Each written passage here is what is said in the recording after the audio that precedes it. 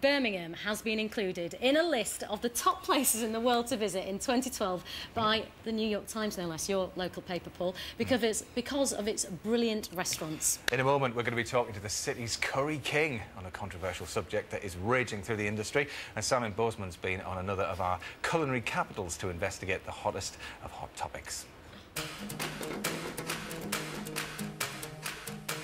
This is Demi from Yorkshire. She's taking part in the challenge of a lifetime. I think I can cook a curry as good as anybody can. This is Gafour, also from Yorkshire, who thinks he can do better. Are you confident? I'm confident, yeah. They're getting ready for a curry-off. Demi represents a new breed of chef, college trained, but of European descent. Gafour has grown up with this cuisine all his life. He's got curry in his DNA. OK, it is a MasterChef, but there is a lot at stake here. We've got a real shortage of curry cooks from Pakistan, Bangladesh and India here in the UK, and plans to replace them with people from non-Asian backgrounds. Isn't really to everyone's taste. Tougher immigration laws have made it harder for restaurants to import chefs, so they're having to source their staff from nearer home. But can a European chef be taught the flavours of South Asia? The government thinks so, as Chris Grayling, the Employment Minister, explained at the recent British Curry Awards.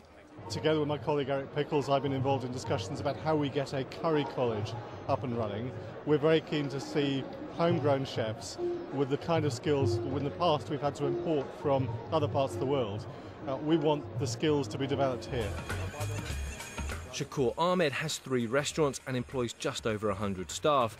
He thinks that chefs brought in from overseas have that extra ingredient. Do you think someone brought up on a Western diet can really make a good, authentic curry? I'd like to think so, but I don't think that's possible, just purely for the fact of the cultural background and the experience. If you're growing up with a certain diet and that does not consist of spice and the flavours that we use in our Asian-style cooking, that's always going to be missing. And this cultural gap that we've got, I'm not certain yet, or I've got it fully around my head how we're going to cover that. Whether we send these students overseas for a few years or something, I don't know.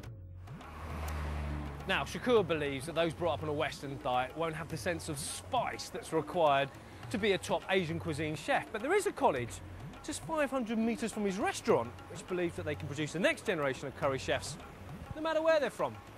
The International Food Academy at Bradford College trains chefs of all races and nationalities how to cook dishes from all over the world. We are the International Food Academy, we teach all sorts of things and we get the experts in to help us. So today I've got Minal, Bobby's wife in fact, who's from the highly acclaimed Pashad restaurant, and she's there teaching students Asian cookery. Minal, my wife, was cooking from the age of 6. That's one hell of a learning curve. She's trained at Bradford College. She learnt her professional cooking at Bradford College, her health and safety at Bradford College. So it's a complete circle really, you know. I was standing at a bus stop in Bradford the other day. 2 guys were talking about the spice combination that should be in a boona, okay? Here's the punchline. One of them was English, the other one was Polish. That's Bradford for you, okay? So we're not talking about the colour of people's skin here. Yeah. Everybody loves curry in this city. Demi Shoesmith is one of the college's star pupils. A single mum has never set foot in the Indian subcontinent, but believes that she has got what it takes to make a corking curry. Do you reckon you can make a curry as good as a Pakistani or Bangladeshi chef? Yeah, with the right training and the right help, yes, we will get trained and we will do it just as good, yeah.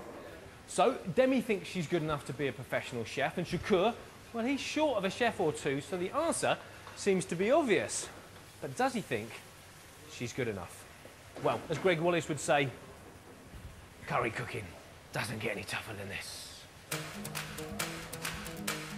We've set Demi and Shakur's apprentice Gafour the challenge of them both making a traditional Pakistani dish, chicken karai. They're using the same recipe, but the experience gap is huge. This is the 2nd day of doing this curry, whereas they've been doing it a lifetime. So as long as they say, you know, it's on the right spot or whatever, yeah, we'll be fine with that. Were you having these spices in your food from a very early age then? Well, I'd like to remember.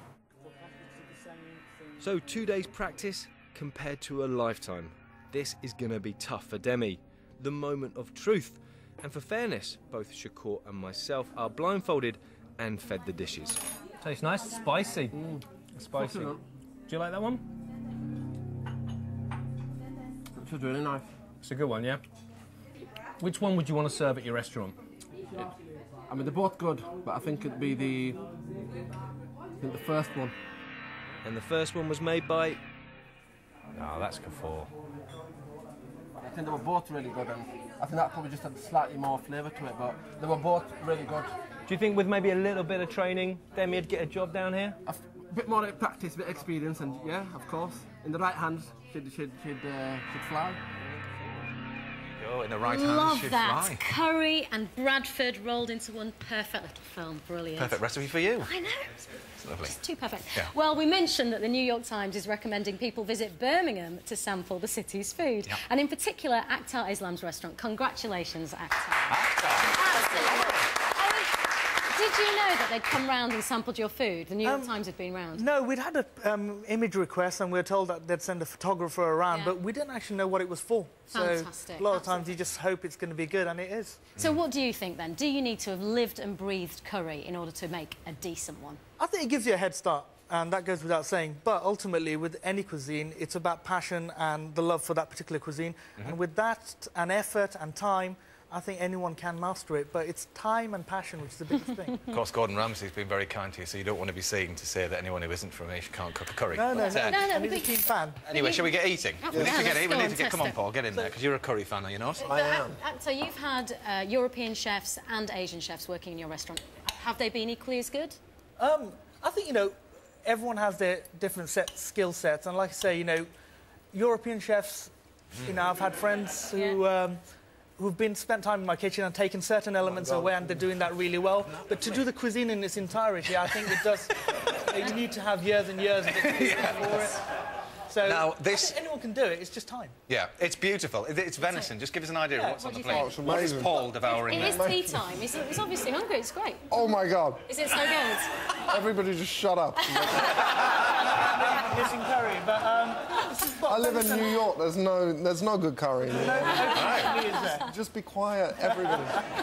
yeah, Birmingham might miss me. They might be glad, actually. Get rid of him. But we've got venison from Her Royal Highness's Balmoral Estates. Yeah. We've got curried pumpkin. We've got pickling gravy, charred broccoli, caramelised shallot. So all these different flavours coming together. Brilliant. But venison is the king. Well, look, it's got the Paul seal of approval, and apparently it's going to New York as well. Yes. So Apparently so, yeah. I'll book my tickets. Yeah, thank you very much for coming out. That's it. Wow. Good stuff, yeah. Lovely. To do his dessert and lovely. everything. Yeah. You've taken up the bill for us anyway. There's another 3 here. Do you want to get married? The bill will be there. On we go then. Well, our official small island correspondent, Belden Fogel, has been off on his travels again. And tonight sees him in Argyll and Bute, looking at a mysterious isle that holds a secret buried deep in a cave.